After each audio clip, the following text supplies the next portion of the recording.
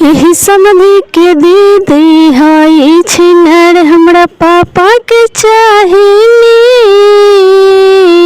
यही समझी के दीदी हाई छिनर हमरा पापा के चाहेली। होई गो फोटो दो चार गो चुमा मोबाइल मांगेले। एगो फोटो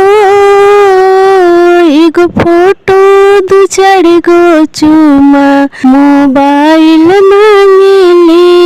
यही भसुरा के दीदी हाई छिनार हमरा भैया के चाहेली।